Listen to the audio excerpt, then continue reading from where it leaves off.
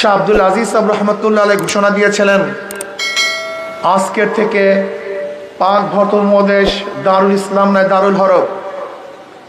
ব্রিটিশদের বিরুদ্ধে আন্দোলন করা প্রত্যেকটা মুসলমানদের জন্য ফরজে আইন। সেই দিন থেকেই ব্রিটিশ হটাও আন্দোলনের সূচনা হয়েছিল।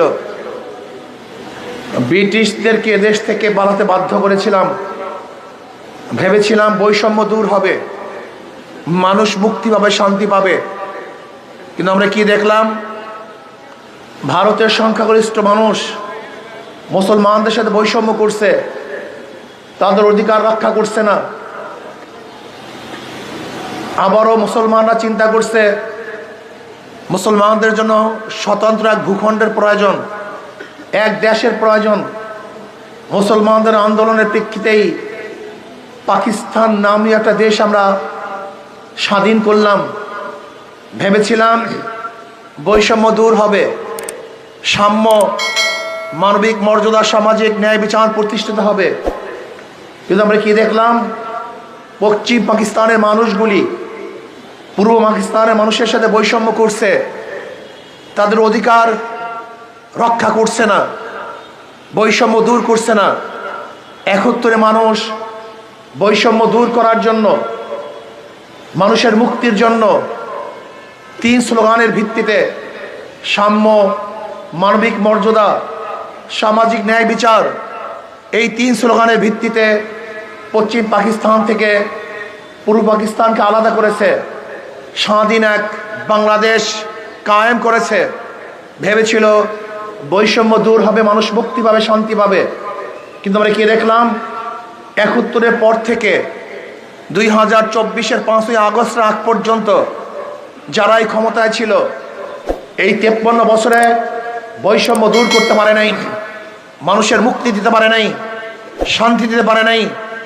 আবারও মানুষ ২০২৪-এ জুলাই এবং আগস্টের বিপ্লবের মাধ্যমে বৈষম্য দূর করার জন্য মানুষ রক্ত দিয়েছে, জীবন দিয়েছে, আন্দোলন করেছে। কিন্তু আমরা কি দেখলাম?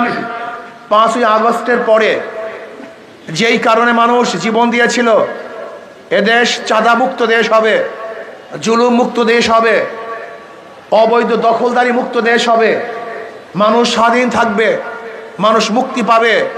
কিন্তু আমরা কি দেখলাম?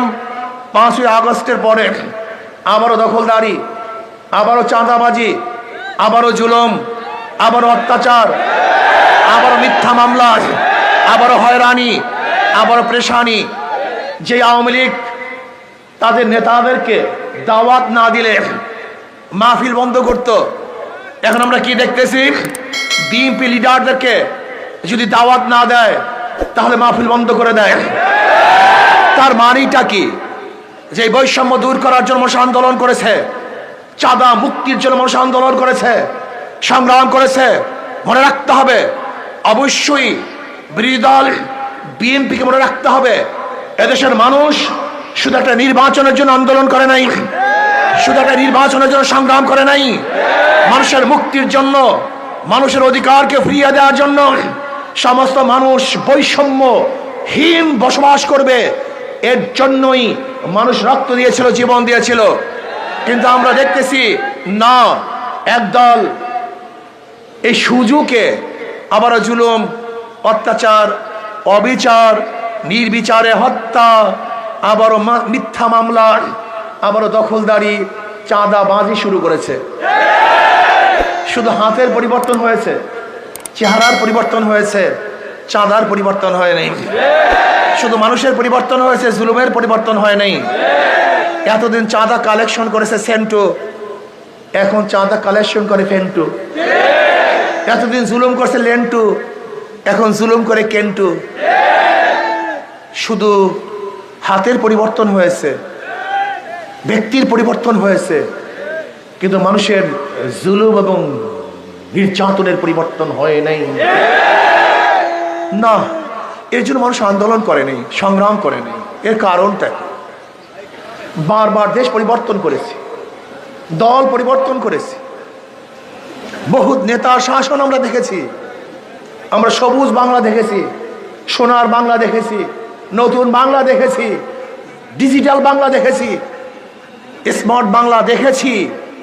আমরা আইয়ুব খানের শাসন দেখেছিলাম, আমরা শেখ সাহেবের শাসন দেখেছিলাম, আমরা জিয়াউর রহমানের শাসন দেখেছি, আমরা সত্তার সাহেবের শাসন দেখেছি, আমরা শাসন দেখেছি খালেদা জিয়ার, আমরা শাসন দেখেছি শেখ হাসিনার, বহু শাসন বহু শাসক দেখেছি, লেকিন মানুষের ভাগ্যের কোনো পরিবর্তন দেখি না। এর কারণটা কি? এর কারণটা কি? আমার জনগণ বাবারা, আমার জনগণ ভাইয়েরা, আমার জনগণ বাবারা, জনগণ ভাইয়েরা, মনে রাখতে হবে, বুঝতে হবে, মাদার গাছ লাগিয়ে আমের আশা করা যায় না, তেঁতুল গাছ লাগিয়ে মিষ্টি ফলের আশা করা যায় না। আমি বারবার উদাহরণ দেই, একজনের নাম এ, একজনের নাম বি, একজনের নাম সি। এও চোর, বিও চোর, সিও চোর, ক্ষমতা আছে এ, সে কি করবে? হটাও এ, আন্দোলন সংগ্রাম হরতাল অবরোধ, হটাও এ, বসাও বি, সে কি করবে? হটাও বি, আন্দোলন সংগ্রাম অবরোধ রক্ত, হটাও বি, বসাও সি, সে কি করবে? কারণটা কি? শুধু ব্যক্তির পরিবর্তন হয়েছে, নীতির পরিবর্তন হয়নি। শুধু ব্যক্তির পরিবর্তন হয়েছে, আদর্শের পরিবর্তন হয়নি। শুধু ব্যক্তি পরিবর্তনের মাধ্যমে, শুধু সমাজ পরিবর্তনের মাধ্যমে, শুধু ভূখণ্ড পরিবর্তনের মাধ্যমে মানুষের শান্তি আসতে পারে না, মানুষের মুক্তি আসতে পারে না। চোরের মাধ্যমে চুরি বন্ধ হয় না, ধর্ষকের মাধ্যমে ধর্ষণ বন্ধ করা যায় না, জালেমের মাধ্যমে জুলুম বন্ধ হয় না, খুনির মাধ্যমে খুন বন্ধ হয় না। আপনাকে মনে রাখতে হবে, মনে রাখতে হবে, চোরের মাধ্যমে চুরি বন্ধ হয় না যতক্ষণ পর্যন্ত নীতি ও আদর্শের পরিবর্তন না হবে। এর জন্য ভোটারদের ঐক্য হতে হবে, সমস্ত ভোটারদের ঐক্য হতে হবে। কিসের উপর ঐক্য হবেন? যেই দলের মধ্যে, যেই ব্যক্তির মধ্যে, যেই দলের মধ্যে চাঁদাবাজ আছে, যেই দলের মধ্যে খুনি আছে, যেই দলের মধ্যে জালেম আছে, যেই দলের মধ্যে অপহরণকারী আছে, গুন্ডা আছে, বদমাশ আছে, ওদের দল করবো না, ওদেরকে ভোট দেবো না। যতদিন পর্যন্ত জনগণ ঐক্য না হবেন, শুধু রক্ত দিবেন, জীবন দিবেন, আন্দোলন করবেন, সংগ্রাম করবেন, কিন্তু ভাগ্যের পরিবর্তন হবে না। ইসলামী আন্দোলন বাংলাদেশ বিশ্বাস করে শুধু নেতা নয়, নীতির পরিবর্তন চাই। শুধু ব্যক্তি নয়, নীতির পরিবর্তন চাই। বারবার ভোট দিয়েছেন, বারবার সংগ্রাম করেছেন, বারবার আন্দোলন করেছেন, শুধু মুদ্রার এপিট ওপিট, এক গুণটাকে বাদ দিয়ে আর এক গুণটাকে ক্ষমতায় বসিয়েছেন, এক জালেমকে বাদ দিয়ে আর এক জালেমকে ক্ষমতায় বসিয়েছেন, এক চোরকে বাদ দিয়ে আর এক চোরকে ক্ষমতায় বসিয়েছেন। বাংলাদেশের মানুষ বারবার ধোঁকা খেয়েছেন, আর আমরা ধোঁকা খেতে চাই না। কোন চোর গুন্ডা বদমাশদেরকে আর ক্ষমতায় দেখতে চাই না, ক্ষমতায় নেব না ইনশাআল্লাহ। কি রাজি আছেন ইনশাআল্লাহ? শুধু একটা পদক্ষেপ হন, যে দলের মধ্যে, যে ব্যক্তির মধ্যে লুটেরা আছে, চাঁদাবাজ আছে, ওদেরকে ক্ষমতায় বসাতে চাই না। আমরা কি চাই? সাম্যতা, সবাই সমান।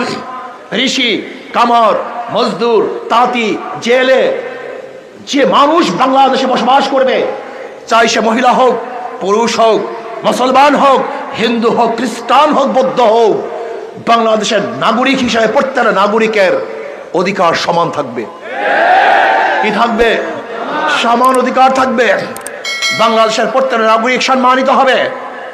আজকে বাংলাদেশের হাজারো নাগরিক যখন অফিস আদালতে ঢুকে, তাদের সাথে পশুর মতো ব্যবহার করা হয়, অথচ যেই অফিসে ঢুকেছেন, ওই অফিসের বসের চাকরির বেতনের পয়সা ওই গরিব ব্যক্তি পে করে থাকে। বাংলাদেশের যত চাকুরিজীবী আছে, তাদের টাকা কে দেয়? আপনারা দেন। আপনাদের খাজনা, আপনাদের ট্যাক্স, আপনাদের ভ্যাটের পয়সায় তারা জীবিকা নির্বাহ করে। অথচ আমরা যাদেরকে টাকা দেই, তারা আমাদের সাথে গোলামের মতো ব্যবহার করে। এর কারণটা কি? ওই জালেমদের মাধ্যমে ওরা জুলুম করিয়েছে, জনগণের সেবার জন্য নিযুক্ত হয় নাই। যদি জনগণের সেবার জন্য অফিসারগুলি নিযুক্ত হইতো, তাহলে আমাদেরকে সেবা দান করত, আমাদেরকে শ্রদ্ধা করত, সম্মান করত। কিন্তু না, ওদের জালেম হিসাবে এই সরকারগুলি তৈয়ার করেছে। এর জন্য ওরা জনগণের সাথে ভালো ব্যবহার করতে পারে না। যদি ইসলামী হুকুমাত আসে, প্রত্যেকটা অফিসার সেবক হবে, প্রত্যেকটা লিডার সেবক হবে। আপনি বিশ্বাস করুন অথবা নাই করুন, ওরা ভোট নেওয়ার সময় ভোট নেয় জনগণের সেবা করার সুযোগ দিন। প্রত্যেক কি বলে, জনগণের খেদমত করার সুযোগ দিন। কিন্তু যখন ভোট পেয়ে নির্বাচিত হয় তখন অবস্থা হয় খেদমত নয়, জুলুম করার সুযোগ দেন, খুন করার সুযোগ দেন, চুরি করার সুযোগ দেন, ধর্ষণ করার সুযোগ দেন, ডাকাতি করার সুযোগ দেন। আর ডাকাতকে দেখতে চাই না, চোরকে দেখতে চাই না। আসুন না, যাদের চেহারার মধ্যে মদিনার ছাপ আছে, যারা মদিনার আদর্শ লালন করে, যারা সরদার দো আলমকে নেতা মানে, যারা আল্লাহর কর্তৃত্বকে প্রতিষ্ঠিত করতে চায়, এমন দলকে নির্বাচিত করার আগ পর্যন্ত দেশের মানুষ শান্তি পাবে না, মুক্তি পাবে না। এর জন্য আমাদের দরকারটা কি? ইসলাম হুকুমাত কায়েম করা।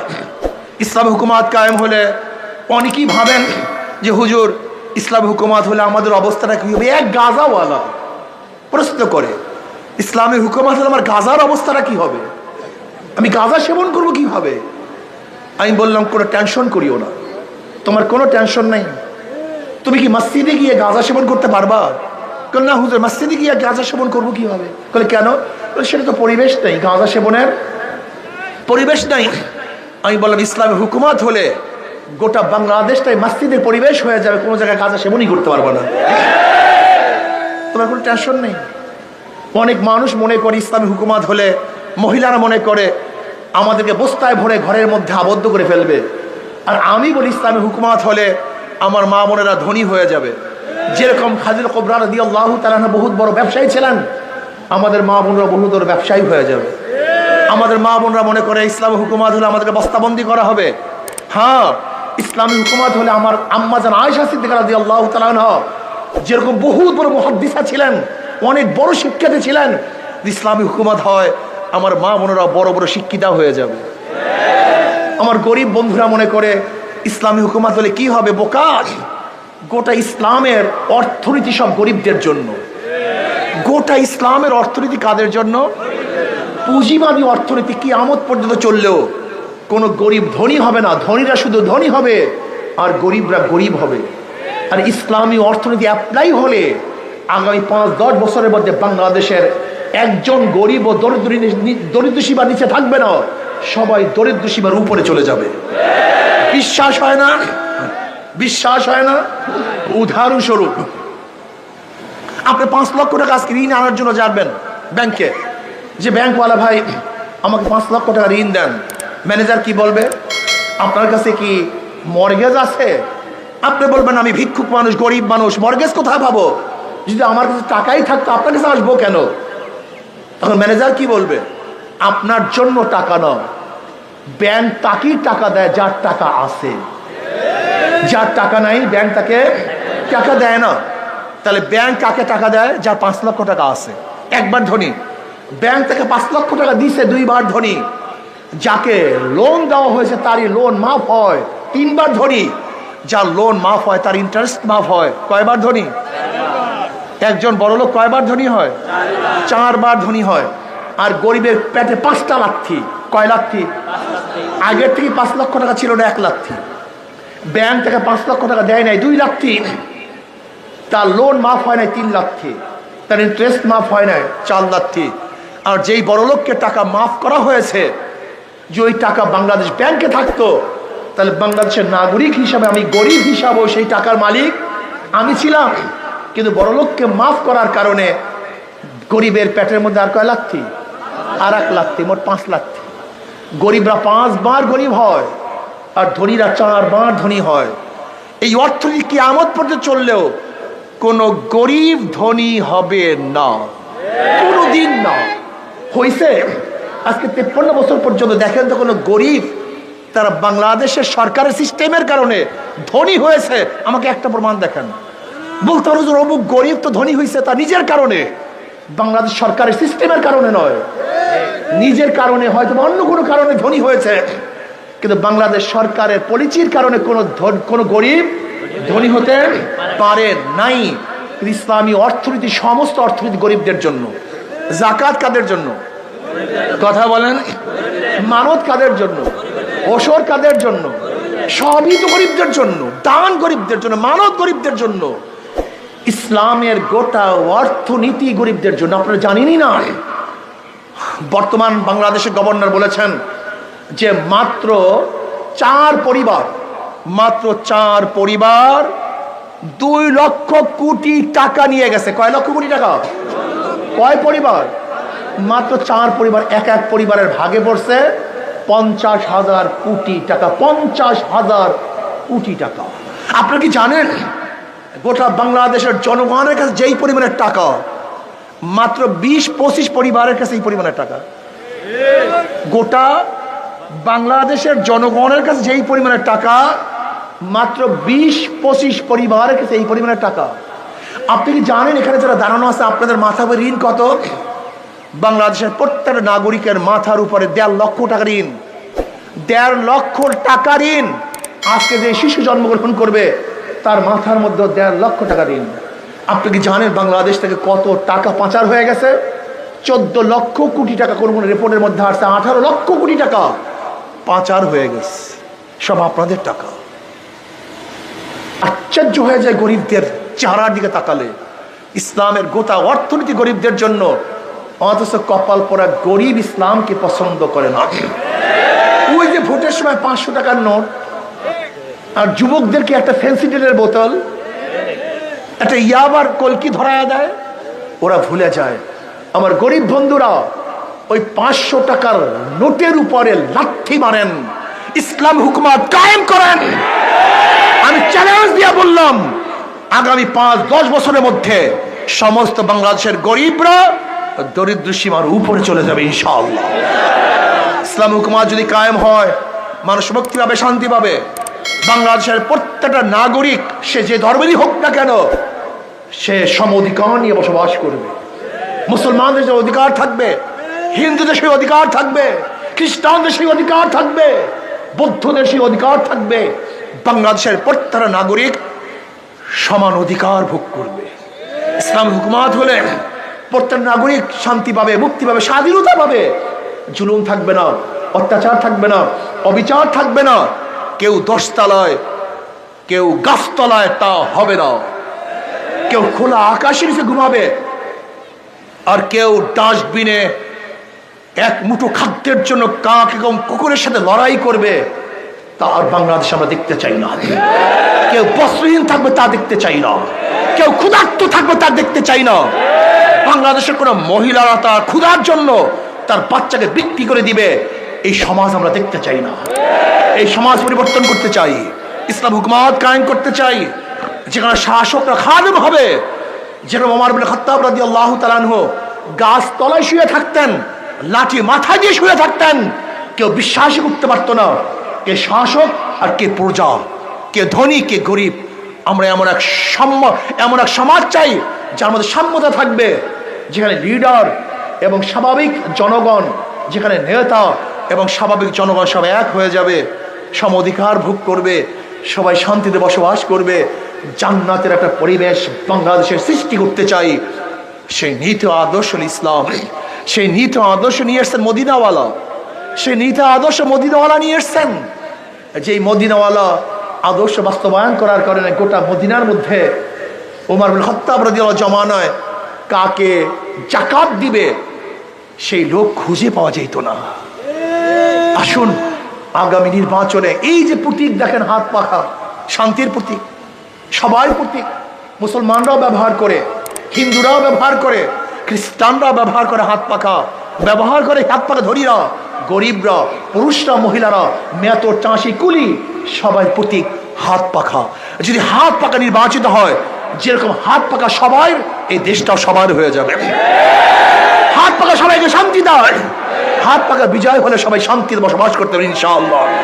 কাজে আগামী নির্বাচনে এখন থেকে প্ল্যান নিয়ে আমরা নামতে হবে। পিআর সিস্টেমে নির্বাচন চাই, সংখ্যানুপাতিক হারে নির্বাচন, পিআর সিস্টেমে নির্বাচন দিতে হবে। বর্তমান নির্বাচন কমিশনকে বলবো, জুলুম, অত্যাচার, অবিচার, পেশি শক্তির ব্যবহার, অবৈধ টাকার সরাসরি বন্ধ করার জন্য সংখ্যানুপাতিক হারে নির্বাচন দিতে হবে। কোন ব্যক্তিকে ভোট দিবে না, মার্কাকে ভোট দিবে। প্রত্যেকে কিসে ভোট দিবেন? যদি মার্কায় ভোট দেন, ধরে নেন যদি হাত পাকা প্রতীক 30% ভোট পায়, তাহলে তাদের সংসদ সদস্য হবে 90 জন। কি বলা ঠিক না? আসুন, পিআর সিস্টেম নির্বাচন চাই। পল্লী বিদ্যুতের সাথে যে জুলুম করা হচ্ছে, অত্যাচার করা হচ্ছে, এখনো পল্লী বিদ্যুতের অনেক অফিসাররা জেলের মধ্যে ধুকে ধুকে জীবনের সাথে লড়াই করছে। আমি বলবো যে বর্তমান জ্বালানি কমিশন যিনি আছেন, তিনি তদন্তের ভিত্তিতে যারা দোষী তাদেরকে শাস্তি প্রয়োগ করুন, আর যারা দোষী না তাদেরকে ছেড়ে দেওয়ার ব্যবস্থা করুন। এবং পল্লী বিদ্যুতের মধ্যে যে ঝামেলা চলতেছে, বৈষম্য চলতেছে, সেই বৈষম্য দূর করে সুন্দর এক পল্লী বিদ্যুৎ উপহার দেন, যার মাধ্যমে মানুষ সুন্দর মতো বিদ্যুতের সেবা পেতে পারে। সেই ব্যবস্থা আপনাকে অবশ্যই করতে হবে। আর গ্যাস, ভোলার গ্যাস ঘোলায় বন্টন করা, এটা তাদের প্রায়োরিটি। এবং ভোলার গ্যাস যেন আমরা বরিশালেও পাই, বরিশাল বিভাগেও ভোলার গ্যাস যা যেহেতু জাতীয় সম্পদ, এটা কোনো ব্যক্তিগত সম্পদ না, ভোলার মানুষও উপকৃত হবে। পার্শ্ববর্তী বরিশাল বিভাগেও যদি ভোলার গ্যাস দেওয়া হয়, তাহলে সেখানে ইন্ডাস্ট্রিজ গড়বে, বরিশালের বিভাগের মানুষ সেই ইন্ডাস্ট্রিজে কাজ করবে, কর্মসংস্থা বাড়তে থাকবে, বরিশাল বিভাগটা আলহামদুলিল্লাহ অর্থনৈতিকভাবে চাঙ্গা হয়ে যাবে।